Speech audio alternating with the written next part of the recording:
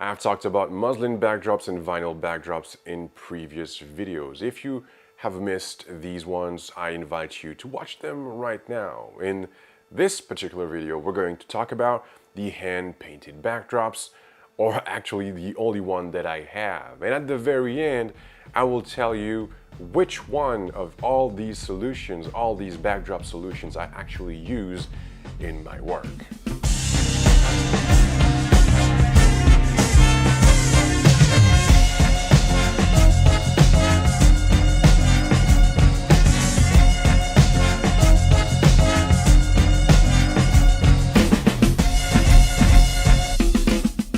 This was interesting because I did a little bit more studio-oriented work lately because COVID kind of forced me to work a little bit more at home. So it was the perfect time for me to test new things, new ideas, new techniques, concentrate on my portraiture and work a little bit more with backdrops. So far I've worked a lot with muslin backdrops. If you travel a lot, if you have to bring your backdrops with you all the time, then this might be an option, especially if you have a really tight budget. Vinyl backdrops are a little less travel friendly, they're a bit more expensive, but they do look a little bit better, at least to my eyes.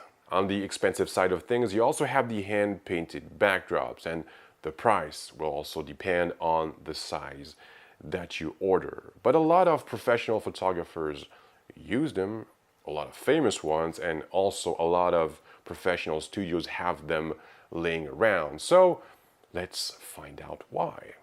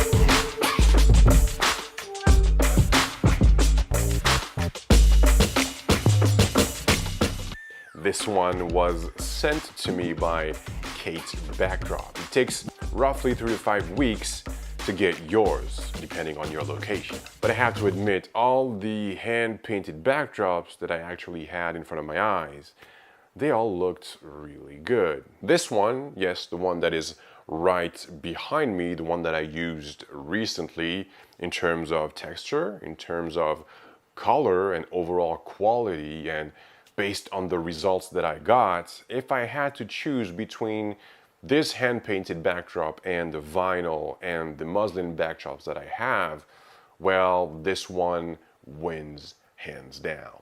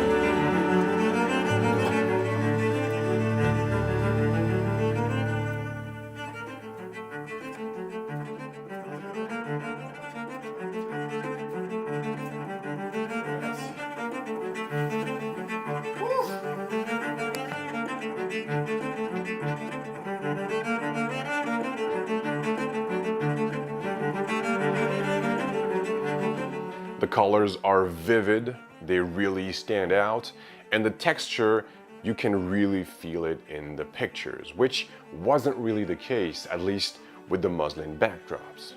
Plus, from the sample that I saw online to the product that I actually received in my hands, there was no surprise. I was really pleased to see that it was actually like I imagined it.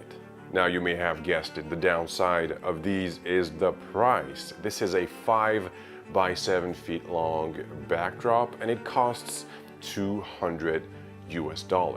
Some brands do not always offer different sizes for these backdrops, but when they do, there is a big jump in price depending on the size that you choose. So you have to keep that in mind.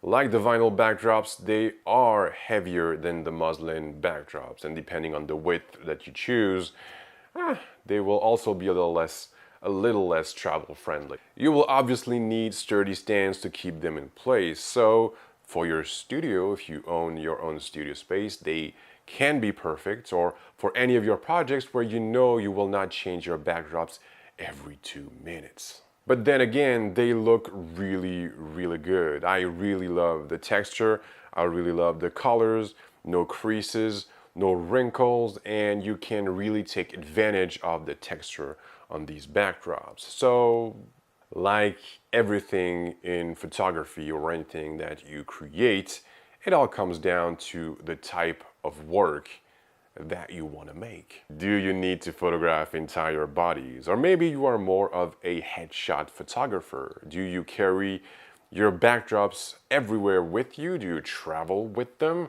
And finally, what is your budget? If you can answer these simple questions, you will have a basic understanding of the type of backdrops you can get yourself right now. I said that I would share my personal choice with you, but to be honest, I believe that I need a little bit more time. But if I had to choose right now based on the type of work, the type of portrait work that I do, that I currently do, then I would probably choose the hand-painted backdrops. I just love the texture, the color, and I'm willing to cope with all the downsides just to get the pictures I want. Join me on Instagram to see more images made with these backdrops.